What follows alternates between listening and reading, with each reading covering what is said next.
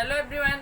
हमने आपके गद्य भाग से क्षितिज के गद्य भाग खंड से आपका पहला चैप्टर पढ़ा था, नेताजी का चश्मा, जो कि स्वयं प्रकाश जी का लेख है, जिसमें देशभक्ति की भावना को उजागर किया गया है कि एक इसमें कैप्टन चश्मे वाला रहता है, उसको कैप्टन बोला जाता है, हालांकि वो कैप्टन नहीं रहता है, लेकिन इसमें इस भावना को दिखाया गया है कि अगर हमारे अंदर देशभक्ति का जज्बा है तो हम देश के लिए फौज में और सेना में न रहते हुए भी देश के लिए बहुत कुछ कर सकते हैं। हमारे अंदर देश प्रेम की भावना होना ही एक बहुत बड़ी बात होती है और इसके द्वारा हम बहुत कुछ कर सकते हैं। कोई ज़रूरी नहीं कि हम बॉर्डर पे खड़े हों, हम कैप्टन हों, हम सेनानी हों, तभी हम देश की सुरक्षा कर सकते हैं। देश प्रेम की भावना बहुत तरह से दर्शाई जा सकती है, देश की सेवा बहुत ढंग से की जा सकती है। स्वयं प्रकाश जी ने इसमें बड़े से लेके बच्चों तक को कैसे देश में सहयोग कर सकते हैं, देश को बनाने में, इस भावना को उद्घृत किया है अपने लेख के माध्यम से।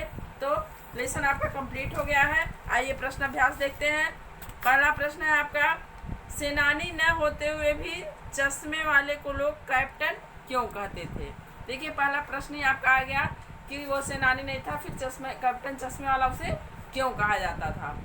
तो यही मैंने अभी आपको बताया, उसके अंदर देश प्रेम की इतनी भावना थी, देश के लिए वह इतना अंदर से देश प्रेम इतना उसके अंदर जागृत था, इतना वो देश से प्रेम करता था, या देश की स्वतंत्रता के लिए जो लड़े थे उन सेनानियों का उसके मन में उन सेनानियों के प्रति इतनी श्रद्धा थी कि उसे लोग कैप्टन कहते थे। इसमें आपको बताया गया कहानी में कि एक सुभाष चंद्र बोस की मूर्ति लगाई जाती है, जो बीच चौराहे पे प्रतिमा जो स्थापित की जाती है, उसमें जो चित्रकार होता है या जो मूर्तिकार होता है वह नेताजी को चश्मा लगाना भूल जाता है, जबकि आप जहाँ कहीं भी देखेंगे नेताजी की तस्वीर को वो चश्मा लगाए हुए मिलेंगे आपको। तो ये बात उसको खटकती है, उसको तकलीफ देती है कि नेताजी बिना चश्मे के कैसे हैं, उनको तकलीफ होती होगी।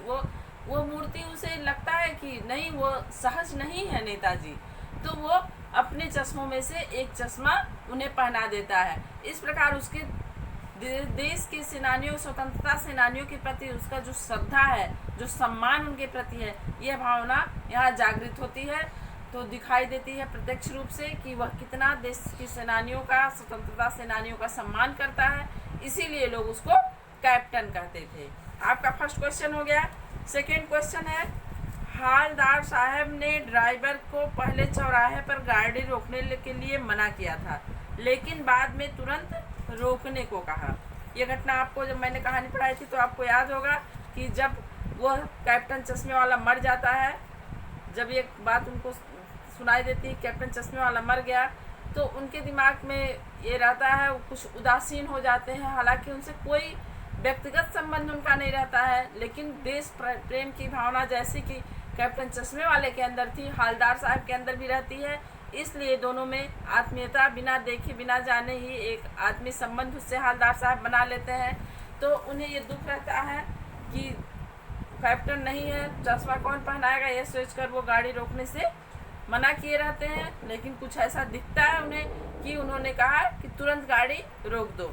तो आइए इस कथन के आलोक में जो क्वेश्चन आपके सामने है उसको देखते हैं। हालदार साहब पहले मायूस क्यों हो गए थे। हालदार साहब मायूस क्यों थे। हालदार साहब मायूस इसलिए उन्होंने गाड़ी रोकने से मना किया क्योंकि उन्हें पता था मूर्ति तो यथावत अपने स्थान पर होगी, लेकिन चूंकि वह देशभक्त चश्मे वाला, कैप्टन चश्मे वाला अब हमारे बीच नहीं है या इस मोहल्ले में नहीं है, तो अब उस मूर्ति के आँखों पे चश्मा नहीं होगा। और ये मायूसी उस चश्मे को लेकर नहीं थी, ये मायूसी उसलिए थी कि अब हमारे इस जगह पे कोई देशभक्त नहीं है जो स्वतंत्रता सेनानियों का सम्मान करे। यहाँ वह अकेला देशभक्त था, इसीलिए वह मायूस हो गए थे। अब नेक्स्ट क्वेश्चन है आपका इसी कथन के आलोक में, मूर्ति पर सरकंडे का चश्मा क्या उम्मीद जगाता है। तो मूर्ति पर सरकंडे का चश्मा यही उम्मीद जगाता हमारे भीतर कि इस देश में देशभक्तों की कमी नहीं है, एक अगर जाता है तो 10 खड़े हो जाते हैं, और ये छोटे बच्चों का काम रहता है। तो इसलिए हमारी उम्मीद और ज़्यादा जगती है कि हमारा भविष्य जो है इस हमारी देश प्रेम की धरोहर को संभाले हुए है और ये हमारे देश को बहुत आगे लेके जाएगा, क्योंकि बच्चे ही देश की धरोहर होते हैं, उन्हीं के हाथों में ही देश का भविष्य होता है। तो बच्चों के अंदर ये भावना, हमारे देश प्रेम की भावना को धरोहर के रूप में बच्चों सजोए हुए हैं, इसलिए हमारे देश का भविष्य सुरक्षित है। इसीलिए एक उम्मीद जगती है कि हमारा देश का भविष्य सुरक्षित है। देश प्रेम की भावना अभी मरने वाली नहीं है, हमारे बच्चों के अंदर ये भावना फूट फूट कर भरी हुई है। नेक्स्ट क्वेश्चन है आपका इसी कथन में, हालदार साहब इतनी सी बात पर भावुक क्यों हो उठे। हालदार साहब, आप देखते हैं जब हालदार साहब सरकंडे का चश्मा देखते हैं मूर्ति के चेहरे पर, तो वो गाड़ी बहुत झटके से रुकवा देते हैं और वहाँ जाते हैं, उस स्थान पे खड़े होते हैं तो क्या देखते हैं, एक सरकंडे यानी किसी लकड़ी का चश्मा मूर्ति के चेहरे पर लगा होता है। उससे उन्हें जो अपार प्रसन्नता मिलती है, उनका हृदय उस प्रसन्नता से भर जाता है, इतने भावुक हो जाते हैं कि वह खुशी जो है उनके आंखों के रास्ते छलक पड़ती है। जो उनके हृदय में भरी रहती है खुशी, वो उनकी आंखों के रास्ते छलक पड़ती है आंसू के रूप में। इतने वो खुश होते हैं कि हमारे बच्चे हमारी इस भावना को, हमारे देश प्रेम की भावना को संजोकर धरोहर के रूप में रखेंगे और हमारे देश के भविष्य को सुरक्षित रखेंगे, इसीलिए वो भावुक हो गए थे। अब नेक्स्ट क्वेश्चन है आपका थर्ड क्वेश्चन, आशय स्पष्ट कीजिए। इसका आपको इस कथन का अर्थ स्पष्ट करना, मतलब स्पष्ट करना है। बार बार सोचते क्या होगा उस कौम का जो अपने देश की खातिर घर गृहस्थी जवानी जिंदगी सब कुछ होम करने वालों पर हंसती है, अपने लिए बिकने के मौके ढूंढती है।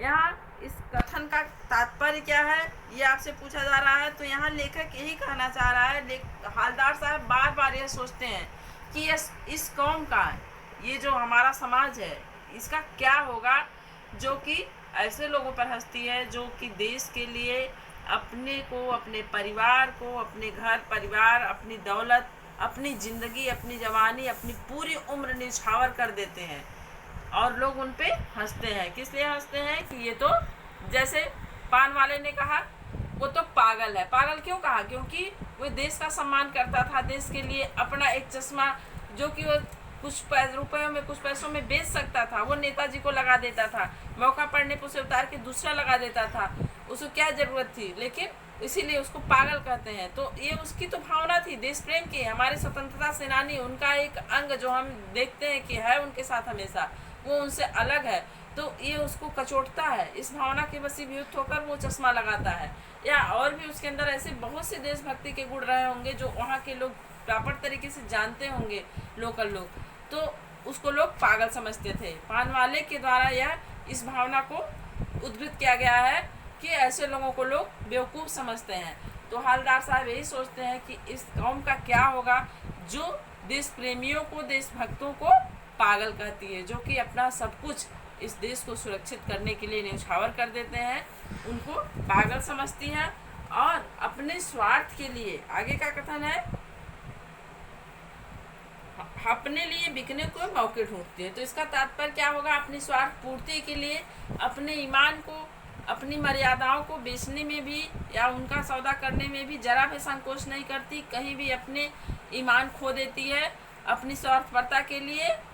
इसी कौम के बारे में विचार करके, ऐसे लोगों के बारे में, ऐसे छोटी बुद्धि रखने वालों के बारे में सोच के हालदार साहब चिंतित रहते हैं और यही इस कथन का आशय भी है। नेक्स्ट क्वेश्चन है आपका, पान वाले का एक रेखा चित्र प्रस्तुत कीजिए।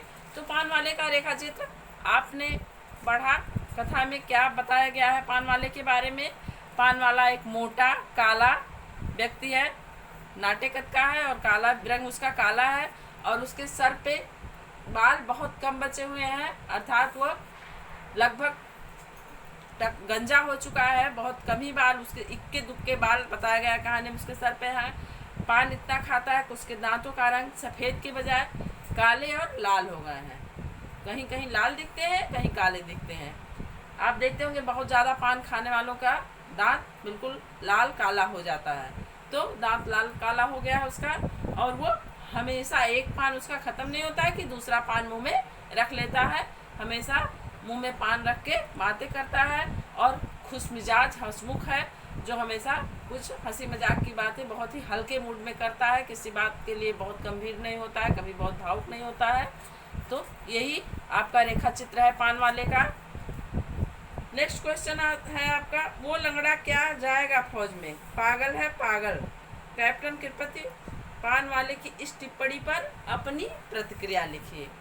आप अपनी प्रतिक्रिया अपनी तरफ से लिख सकते हैं। मैं आपको बता दूं कि ये इसका विचार यहाँ पे जो है पान वाले का, वह बिल्कुल सही नहीं है। वह एक देशभक्त को कहता है। पहली बात तो किसी का अगर कोई भी अंग सही नहीं है या कुछ उसके अंदर कोई भी कमी है शारीरिक रूप से, जो ईश्वर प्रदत्त या प्रकृति प्रदत्त है या किसी दुर्घटना के रूप में हो गई है, तो हमें उसको कभी उसका मजाक नहीं उड़ाना चाहिए।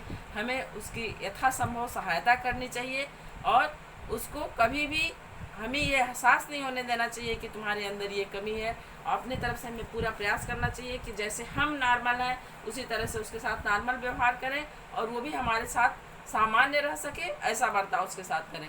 तो यहाँ पे पहली बात तो उसे लंगड़ा कहकर पान वाले का संबोधन गलत है, और दूसरी बात उसकी देशभक्ति की भावना को उसके पागलपन बताता है।